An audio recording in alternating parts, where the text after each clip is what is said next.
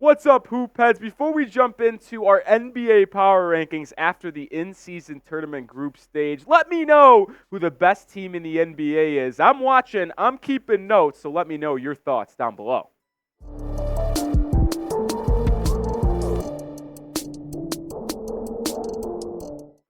All right, welcome into NBA Now by Chat Sports. I am Nick Rohloff, and on today's show, we rank all 30 teams inside the association after the group stage of the NBA in-season tournament. Feels like a nice time to look back and see how teams are progressing after a month or so of the regular season. Let's jump right into it, and there should be no surprises who is in the 30 spot. The Detroit Pistons, they have been abysmal. They started off the year 2-1. Yeah, they've lost 14 straight games. The team right in front of them, the Washington Wizards. And they actually just played. It was a battle of teams that were 2-14. The Wizards won that game, which is why they're at number 29. Expect a fire sale come February. They are a bad, bad team. Jordan Poole and Kuzma, who could have thought that was going to go right? Memphis Grizzlies at number 28. And, I mean, listen, it's a different story if Ja Morant's here, but he's not here for another 10 games because of the suspension by the league for the first 25 of the season. But as the Grizzlies are currently constructed, lost season for Memphis. How about the Bulls? What a disaster in the Windy City. They are just downright horrific. They don't give a shit anymore. It's really bad. Expect them to sell off all their pieces. LaVine, DeRozan, Caruso. I expect all of them to be off this roster by February. They don't even seem invested in the season anymore. The Bulls and Billy Donovan, bit of a train wreck over there. How about the San Antonio Spurs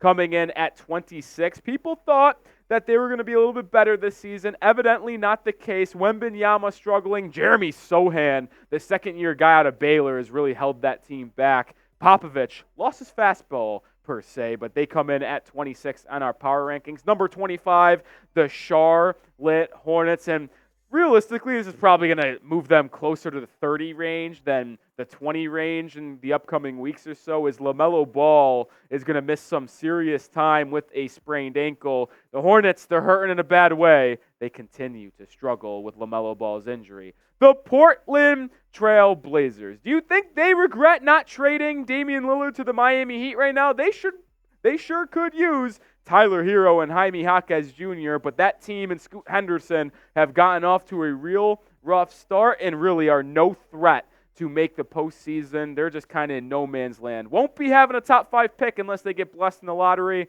but they're not going to be close to competing. The Jazz are kind of in a similar way. They're 6-11. They have some talented players on that roster. You wonder if Lauri Markkanen could hit the NBA trade block come February. Really talented guy that they acquired a part of that Donovan Mitchell trade package. Maybe they move on from him to acquire assets for the future. The Jazz also stuck in that no man's land. Another team that could be blowing it up. The Toronto Raptors coming at 22 on our power rankings. It's an interesting team. They lost Fred VanVleet. They still have guys like Jakob Poeltl, Scotty Barnes, Pascal Siakam. Dennis Schroeder has actually played pretty good this season. But Siakam, who's going to be a free agent next year, is garnering a lot of interest in the trade market. Michael Scotto said the Hawks are monitoring that situation. You wonder if the Raptors, like a couple other teams we already mentioned in our power rankings video, ends up selling off some assets that aren't young nucleus core like a Scotty Barnes. At 21, a team that I had some high hopes for this season, and that is the Brooklyn Nets. I like Mikal Bridges. I like Cam Johnson. Nick Claxton's a good defensive center, and you guys got like Dorian Finney-Smith and Spencer Dinwiddie, but they have not been able to put it together. They're 9-8. They have won 3 in a row, but they were hurting a little bit ago. Wonder if they start to cook things up. Dorian Finney-Smith, another guy that is getting a lot of trade interest around the league. Keep your eye on the Nets. It's going to be interesting to see if they end up trying to keep this group together or end up selling off parts come January and February. A shock at number 20. And realistically, I'd want to put them higher. But the Clippers, they have to come in at number 20 on the power rankings. They have a current record of 7-9. They're 4-6 in their last 10. James Harden, many thought that he would be able to come over to Los Angeles and make that a smooth operating machine in LA between him, Westbrook, Paul George, and Kawhi. It has been the complete opposite. They have no identity as an offense. They have no identity as a defense. It is a disaster. No one knows who's taking the shot or who's controlling the ball in the fourth quarter. Harden, Westbrook in the same backcourt. Oh, who could have thought that wouldn't work? Oh, wait, Rockets fans said, oh, that didn't work just about 3 or 4 years ago. The Clippers thought they were going to get it to work, and so far it has not. But let me know, James Harden, obviously a Clipper now, has he ruined the Clippers? Type Y for yes, type N for no. Chemistry matters. And it feels like Harden threw off that entire roster right now. I'm typing my Ys. Let me know your thoughts down in the comment section. Number 19, the Atlanta Hawks, and they've been a team middling around here. They're 8-9, around that 500 mark, but they're a team that is also having a problem with their identity. DeJounte Murray and Trae Young were supposedly going to be this backcourt of the future in Atlanta, but they have not been able to put together in back-to-back years. They almost had a shot to win the postseason last year. You expect them to take a little bit of a step this season. They have not, at least now. That's why they come in at number 19. The Pelicans range here at 18.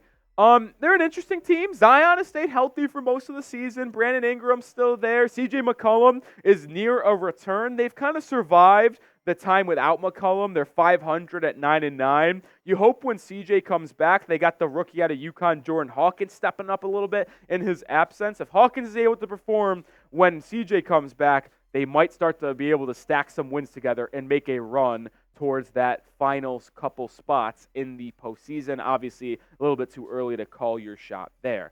How about the struggle that is happening in the Bay Area? Golden State, they are 8-10 and are 2-8 in their last 10 games. Yep, you heard that correctly. They started off the year 6-2, now 8-10. They've really struggled. They blew a 24-point lead when we filmed this last night against the Sacramento Kings.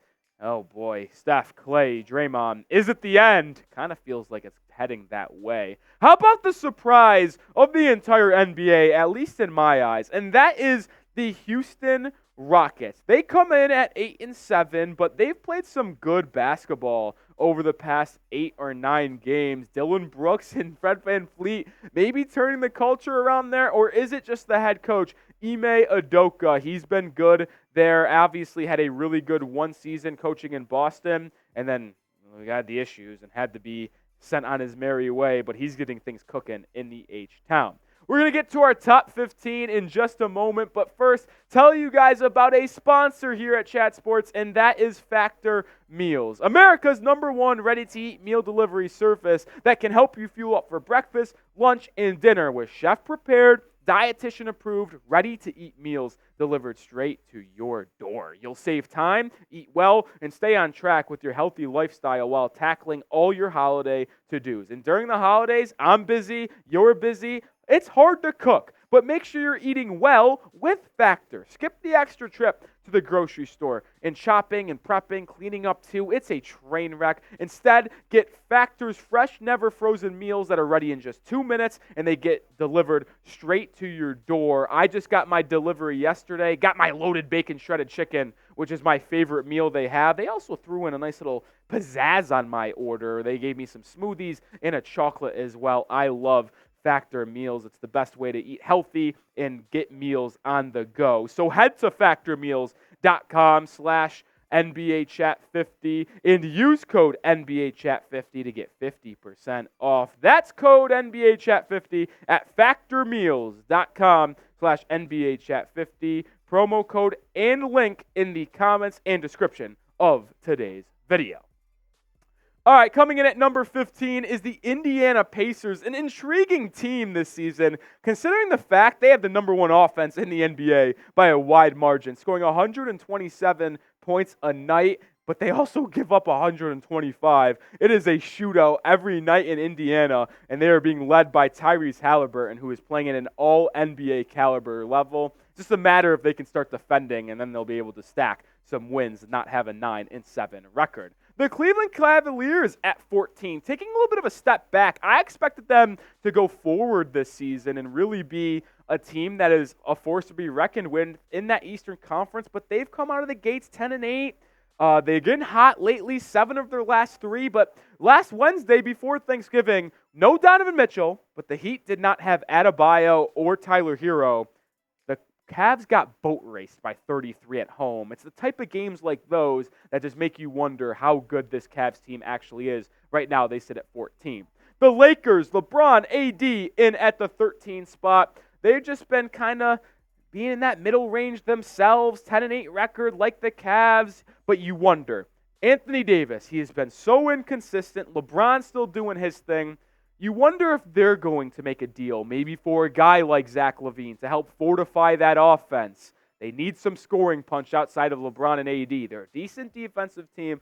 Can they start getting that offense cooking a little bit? They actually have a net negative. They give up 114 a game, only score 112. Let's see what they can do here to turn it up and get in that top 10 of our power rankings. The Kings, light the beam, baby, come in at number 12, 10-6 record for Sacramento, 8 wins in their last 10 games. I like their team, man. De'Aaron Fox, Malik Monk, Domantas Sabonis, Keegan Murray. I love what the Kings are cooking up in Sacktown. I think they need some more depth on that bench, but hey, they have a real shot to make some noise in the Western Conference playoffs this season after getting bounced in the first round in the previous playoffs. Number 11, go New York, go New York, go! Go New York, go New York, go! The Knicks, 10-7 start to the year for them. Really good defensive team, giving up only 105 points a night, which is amongst the best in the NBA. Tom Thibodeau to a T. Jalen Brunson has really started to go into his form once again. R.J. Barrett's taking that leap. It's all about that third guy. Can Julius Randle be consistent enough to give the Knicks a shot to compete in the playoffs? They've got off to a good start. See what they can cook up down the stretch of this season. Number 10, the Oklahoma City Thunder, a team that I adore quite a bit. 11-6 record for the Thunder. They're losers of 2 of their last straight, but I like what I've seen about an OKC, man, this season. SGA is playing at an MVP caliber level. Chet Holmgren is likely going to be the Rookie of the Year, barring injury. Yeah, you heard that right. It's not going to be Wemby. It's likely going to be Chet. He has just been outstanding this year. You wonder about the Josh Giddey stuff. I don't want to comment too much on it because we don't know the exact details, but will that derail them? But right now, they're a talented young roster with a up-and-coming head coach and a team that is really cooking with gas. I like the Thunder. I have them at number 10. But the question that everybody's asking is that even though we have the Thunder at number 10 in our power rankings, are they legit contenders? I think they could be. Type C for being contenders. Type F if they are fakes. Let me know in the comments section. Thunder, intriguing team. They're my League Pass team. What is yours? All right, number 9, the Miami Heat. And you might think to yourself, well, how are the Heat here at 9? They have a 10-8 record, and they're above a couple teams with a better record. Well, you have to also think Adebayo has missed a couple games for Miami. Tyler Hero has missed 9 straight games. Jimmy Butler has been in and out of the lineup, and they continue to stack wins. Rookie Jaime Jaquez Jr. out of UCLA has been a godsend for Eric Spoelstra and that Heat team. You got the best coach in the NBA in Spo mixed with those guys. Once they come back and are fully healthy, this Heat team will absolutely be contending in the Eastern Conference for what feels like the 5th straight year. I said the Rockets were the most surprising team of the season. How about the Orlando Magic coming in at number 8? They have completely turned the corner as an organization. They're posting a record early on in the season of 12-5. Top of the league right now. Not actually top of the league, but like in the top of the league, if you know what I meant. Might have phrased that a little bit wrong. But Paulo Banchero, Franz Wagner, Mo Wagner, Cole Anthony, Jalen Suggs, they are absolutely clicking on all cylinders in Disney World right now. The Magic 12-5. I have questions to see if they could keep this up. Winners of 7 straight. You wonder if the Magic are finally taking that leap.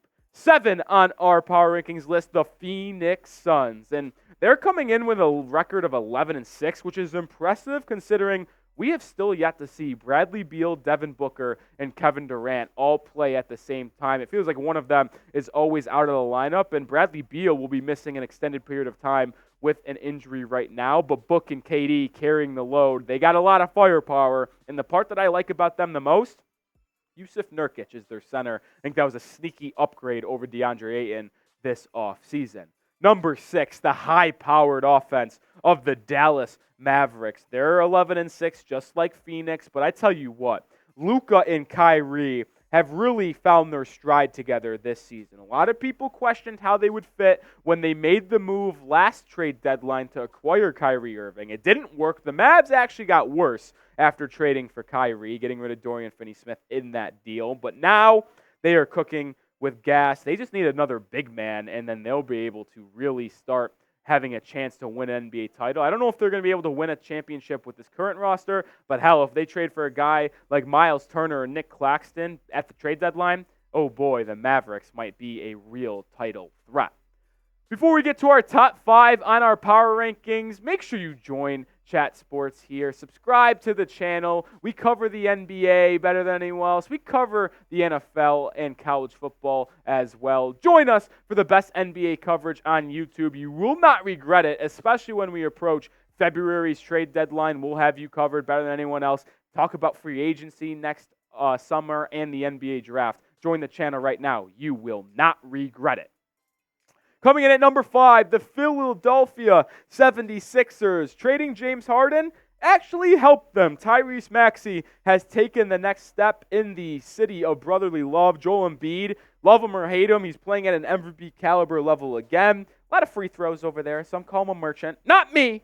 Just kidding. I am definitely calling him a merchant. But the Sixers are playing good basketball. They come in at number 5. Nick Nurse has turned around that culture in Philly. Number 4, the Minnesota Timberwolves, an intriguing team that is having the best record in the Western Conference right now and second best in the NBA at 13-4. They are one of the best defensive teams in the NBA, only giving up 106 points on a nightly basis. And the Twin Towers inside of Joel Embiid, of Karl-Anthony Towns and Rudy Gobert have done dividends. They struggled in year 1 together last year. This year, they are working. Anthony Edwards is playing really well. Gobert playing back at his depoy caliber level. The Timberwolves, an intriguing team. They have the best record in the West, but I don't think they are the best team in the Western Conference. I'm still going to give that to the reigning champions, the Denver Nuggets, who come in at number 3. They have been battling injuries as well with Jamal Murray,